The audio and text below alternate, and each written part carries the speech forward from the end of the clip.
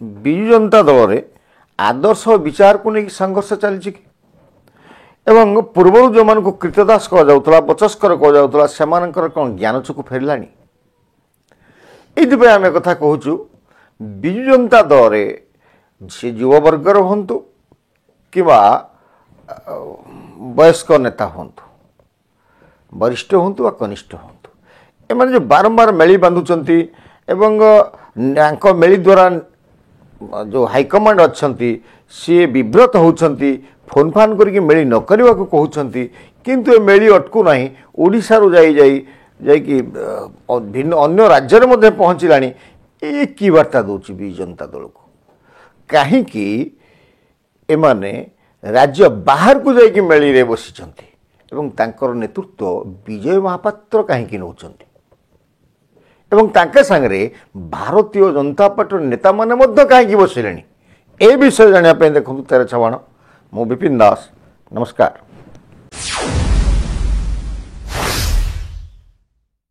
ମୁଁ ମୂଳରୁ କହିଛି ସର୍ବାଗ୍ରେ ଗୋଟେ ଆଦର୍ଶ ବିଚାରକୁ ନେଇ ଗୋଟେ ଲଢ଼େଇ ଚାଲିଛି ଏବଂ ଆଜି ଯେଉଁ ଦାୟିତ୍ୱ ଓଡ଼ିଶାବାସୀ ଆମ ଉପରେ ନ୍ୟସ୍ତ କରିଛନ୍ତି ବିରୋଧୀ ଦଳ ହିସାବରେ ସେ ଦାୟିତ୍ୱକୁ ମଧ୍ୟ ଆମେ ନିର୍ବାହ କଲାବେଳେ ବିଜୁ ଜନତା ଦଳ କ୍ଷମତା ବଳରେ ତିଷ୍ଠିଛି। ଯେଉଁଦିନ କ୍ଷମତାରୁ ଯିବ ବିଜୁ ଜନତା ଦଳ ସେଇଦିନ ଇତିହାସ ହେଇଯିବ। ଆଜି ତା ପ୍ରମାଣିତ ହେବାକୁ ଯାଉଛି। ବିଜୁ ଜନତା ଦଳ ସଂଘର୍ଷ କରିକି ଆସିନି, କ୍ଷମତା ବଳରେ ବିଜୁ ଜନତା ଦଳ ଆଜି ପର୍ଯ୍ୟନ୍ତ ତିଷ୍ଠି ଥିଲା।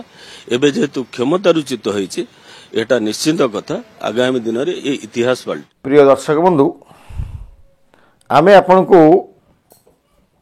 ଦୁଇ ଜଣଙ୍କର ଯେଉଁ କଥା ହେଇଛନ୍ତି ଦୁଇ ଦଳର ନେତା ସର୍ବପ୍ରଥମେ ହେଉଛନ୍ତି ସଞ୍ଜୟ ଦାସ ବର୍ମା ଏବଂ ଭାରତୀୟ ଜନତା ପାର୍ଟିର ନେତାଙ୍କର ଭିଡ଼ିଓ କ୍ଲିପ୍ ଦେଖାଇଲୁ ଏବଂ ଏଥିରେ ସ୍ପଷ୍ଟ ଭାବରେ এটা ଜଣାଉଛି ସଞ୍ଜୟ ଦାସ ବର୍ମା କହୁଛନ୍ତି ଏଠି ନୀତି ଓ ଆଦର୍ଶକୁ ନେଇକି ଲଢ଼େଇ ଚାଲିଛି ଏବଂ ଭାରତୀୟ ଜନତା ପାର୍ଟିର ପ୍ରବକ୍ତା କହୁଛନ୍ତି ଯେ ବିଜୁ ଜନତା ଦଳ କ୍ଷମତା ସର୍ବସ୍ୱ ଦଳ ଥିଲା, କ୍ଷମତା ବଳୟରୁ ଆରମ୍ଭ ହୋଇଥିଲା ଏବଂ ବର୍ତ୍ତମାନ ଇତିହାସ ହେଇଯିବ।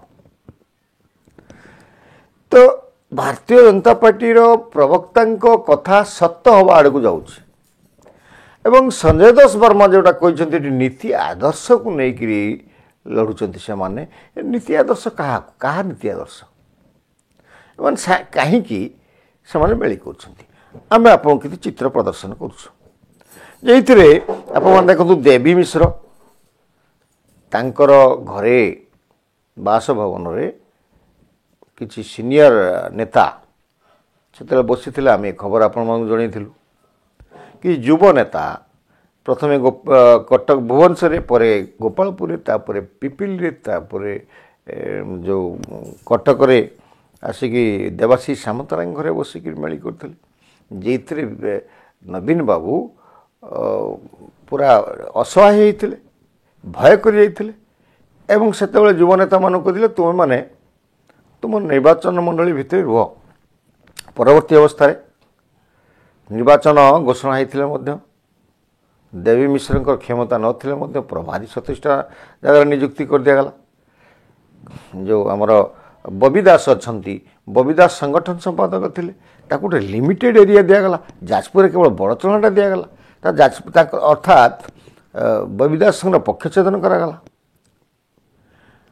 ଏବଂ ଯଦି ଆଉ ଟିକିଏ ପରକୁ ଆପଣ ଆସିବେ ତାହେଲେ ଆପଣ ଦେଖିବେ କିଛି ଦିନ ପୂର୍ବରୁ ବିଜୟ ମହାପାତ୍ର ବବି ଦାସଙ୍କର ମଧ୍ୟ ଗୋଟେ ଆଲୋଚନା ହେଉଥିଲା ମିଡ଼ିଆରେ, ସୋସିଆଲ ମିଡ଼ିଆରେ ଏ ବିଷୟରେ ଆଲୋଚନା ହୋଇଥିଲା। ତା ଅର୍ଥାତ୍ ବବି ଦାସ ଏବଂ ବିଜୟ ମହାପାତ୍ର ଏ ଦୁଇ ଜଣଙ୍କ ଭିତରେ କିଛି ଗୋଟେ ଗୁପ୍ତ ସମ୍ପର୍କ ରହୁଛି କି, ଗୁପ୍ତ ବିଚାର ବିମର୍ଶ ରହୁଛି କି? ଏଇ ଯେଉଁ ଗୁପ୍ତ ବିଚାର ବିମର୍ଶ ପରେ ମେଳି ବାନ୍ଧୁଛି କି? ଯଦି ମେଳି ବାନ୍ଧୁଛୁ କାହା ବିରୁଦ୍ଧରେ ଏଇଟା ମେଳି ବାନ୍ଧୁଛୁ? କ'ଣ ନବୀନ ପଟ୍ଟନାୟକ ସୁପ୍ରିମଙ୍କ ବିରୁଦ୍ଧରେ ମିଳିକି? ସୁପ୍ରିମ ତ ସମସ୍ତେ କହୁଛନ୍ତି ନବୀନ ତାଙ୍କର ନେତା, ଫେର୍ ସୁପ୍ରିମ ବିରୁଦ୍ଧରେ କାହିଁକି ମେଳି ହେବ? ଏଇଥିପାଇଁ ହେଉଛି କି ଯେଉଁ 24 ବର୍ଷର ଶାସନ ଯାହା ପାଇଁ ଶେଷ ହେଲା ଏବଂ ଯାହା ପାଇଁ ବିଜୁ ଜନତା ଦଳ ବଡ଼ ବିପର୍ଯ୍ୟୟଟା ହେଲା, ସିଏ ଏବେ ସନ୍ନ୍ୟାସୀ ହେଇକି ବସୁଛନ୍ତି ନବୀନ ନିବାସରେ। ସୁର ରାଉତରାୟଙ୍କର ପୁଅ ଯିଏକି ଭୁବନେଶ୍ୱର ଲଢ଼ିଥିଲେ, ମନ୍ମଥ ରାଉତରାୟ, କିଛି ଦିନ ପୂର୍ବରୁ କହିଥିଲେ ଯେ ନବୀନ ନିବାସରେ ଭୈରବ କାର୍ତ୍ତିକେୟନ ପାଣ୍ଡିଆନ ବସିକି ସବୁ ଦଳକୁ କଣ୍ଟ୍ରୋଲ କରୁଛନ୍ତି। ପରବର୍ତ୍ତୀ ଅବସ୍ଥାରେ ତାଙ୍କ କଥା ସେ ଫେରାଇ ନେଇଥିଲେ, ଅର୍ଥାତ୍ ଲଗାମ ଲାଗିଥିଲା ତାଙ୍କ ବାର୍ତ୍ତା ଉପରେ।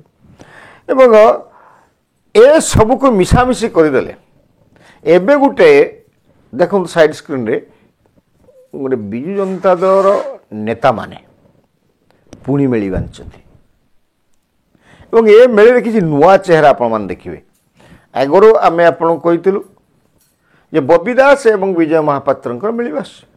ବର୍ତ୍ତମାନ ଏଇ ଯେଉଁ ମେଳିରେ ବବି ଦାସ ନାହାନ୍ତି, ଏଠି ଅଛନ୍ତି କିଏ? ସଞ୍ଜୟ ଦାସ ବର୍ମା, ଅତନୁ ସବ୍ୟସାଚୀ ନାୟକ, ସୁଶାନ୍ତ ରାଉତ ଏବଂ ସମ୍ବିତ ରାଉତରାୟ। ଏମାନେ ହେଉଛନ୍ତି ବବି ଦାସଙ୍କର ଖାସ ଲୋକ ଏବଂ ଏମାନଙ୍କୁ ବର୍ତ୍ତମାନ ବିଜୁ ଜନତା ଦଳ ବିଭିନ୍ନ ନିର୍ବାଚନର ପ୍ରଭାରୀ ମଧ୍ୟ ରଖିଛି। ଏବଂ ସବୁଠୁ ବଡ଼ କଥା ହେଉଛି ଏଠି ଗୋଟେ ଯେ ଏଠି ଆଙ୍କ ସାଙ୍ଗରେ ଯେ ଆଉ ଜଣେ ଅଛନ୍ତି ଯିଏକି ପ୍ରଭାତ ତ୍ରିପାଠୀ, ଯେ ନିଜେ ମନା କରୁଛନ୍ତି ସେ ବିଜୁ ଜନତା ଦଳ ଭିତରେ ନାହାନ୍ତି, ସେ ତାଙ୍କର ରିନ୍ୟୁ କରିନାହାନ୍ତି। ଅମର ଶତପଥୀ ଯେମିତି କହିଲେ ମୁଁ ମୋର ମେମ୍ବରସିପ୍ ବିଜୁ ଜନତା ଦଳ ରିନ୍ୟୁଆଲ୍ କରିନାହିଁ, ସେମିତି ଆଉ ଗୋଟେ ବାହାରିଲେଣି, ଆଉ ଜଣେ ବାହାରିଲେଣି ପ୍ରଭାତ ତ୍ରିପାଠୀ, ସେ କହୁଛନ୍ତି ସେ ରିନ୍ୟୁଆଲ୍ କରିନାହାନ୍ତି, ସେ ବି ସେଇଠି ଅଛନ୍ତି। ତ ଦଳ ବିରୁଦ୍ଧରେ ବିଷୋଦ୍ଗାର କରୁଥିବା ନେତାମାନଙ୍କ ସହ ବବି ଦାସଙ୍କର ସମର୍ଥକଙ୍କର ଉପସ୍ଥିତି ଭିତରେ ବିଜୟ ମହାପାତ୍ର ରହିବା ଗୋଟେ ନୂଆ ଏବଂ ଭିନ୍ନ ଖବରଟି ଦେଉଛି। ଖାଲି ବିଜୟ ମହାପାତ୍ର ନୁହନ୍ତି, ସେଠି ଯେଉଁ ମେଳିରେ ବସିଛନ୍ତି ସେଠି ଜଣେ ବ୍ୟବସାୟୀ, ପ୍ରତିଷ୍ଠିତ ବ୍ୟବସାୟୀ ତାରା ପଟ୍ଟନାୟକ ମଧ୍ୟ ଅଛନ୍ତି।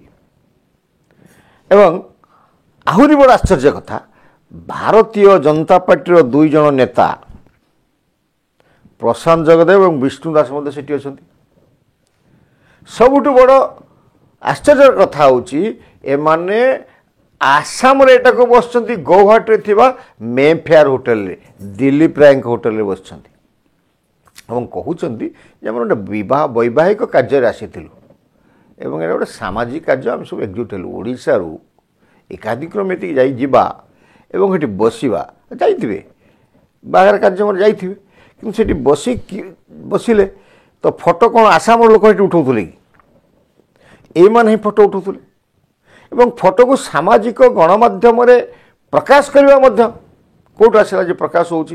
ଏମାନଙ୍କ ଭିତରୁ କେହି ଜଣ ଦେଇଛି। ତ ବାର୍ତ୍ତା ସୁପ୍ରିମୋକୁ ସେ ଦେଉଛନ୍ତି ଯେ ଏମିତି ହେଲାଣି। ତ ଏଇ ତ ଗୋଟେ ପାର୍ଟ ଗଲା। ଦ୍ୱିତୀୟ ଭାଗକୁ ଯଦି ଆମେ ଆସିବା, ବିଜୟ ମହାପାତ୍ର ଯଦି ମେଳିର ନେତୃତ୍ୱ ନେଉଥିବେ ତାହେଲେ ବିଜୟ ମହାପାତ୍ର କ'ଣ ଆପଣ ଭାବୁଛନ୍ତି ଯେ ନବୀନ ବାବୁ ଏବଂ ପାଣ୍ଡିଆନଙ୍କ ନେତୃତ୍ୱକୁ ମାନି ନେବେ? ଏ ସେଇ ବିଜୟ ମହାପାତ୍ର ଯାହାଙ୍କର ବ୍ୟକ୍ତିତ୍ୱ, ନେତୃତ୍ୱ, କାର୍ଯ୍ୟ କରିବାର ଶୈଳୀ ଉପରେ ନବୀନ ପଟ୍ଟନାୟକ ଭୟଭୀତ ହେଇ ଟିକେଟ୍ ଦେଇକି ଫିଲ୍ମ ଷ୍ଟାଇଲରେ, ଚଳଚ୍ଚିତ୍ର ଢଙ୍ଗରେ ତାଙ୍କ ଟିକେଟ୍ କାଟିଥିଲେ। ସେ କ'ଣ ରାଗ ଭୁଲିଗଲେଣି? ତ ଯେତେ ଦୂର ଆମେ ଅନୁମାନ କରୁଛୁ ଯେ ବିଜୁ ଜନତା ଦଳକୁ ଏମାନେ ପ୍ରଥମେ ବିଜୁ ଜନତା ଦଳ ଭିତରୁ ଯେଉଁମାନେ ବିଜୁ ଜନତା ଦଳକୁ ନଷ୍ଟ କରୁଛନ୍ତି ଏମାନଙ୍କର ନୀତି, ଯେଉଁ ସଞ୍ଜୟ ଦାସ ବର୍ମାଙ୍କର କଥା ଅନୁସାରେ ନୀତି ଆଦର୍ଶ ବିଚାରଧାରାକୁ ଯେଉଁମାନେ ବିରୋଧ କରୁଛନ୍ତି ଏଠି, ସେମାନଙ୍କୁ ବହିଷ୍କାର କରିବା ପାଇଁ ଚେଷ୍ଟା କରିବେ। ସେ ନୀତି ଆଦର୍ଶକୁ କିଏ ଏବେ ବିରୋଧ କରୁଛି? ସିଧାସଳଖ କଥା, ଏମାନେ ନାଁ ନ ନେଲେ ମଧ୍ୟ ଭୈରବ କାର୍ତ୍ତିକେୟନ ପାଣ୍ଡିଆନ ସନ୍ନ୍ୟାସୀ ଯିଏ ବସିଛନ୍ତି ତାକୁ କହୁଛନ୍ତି।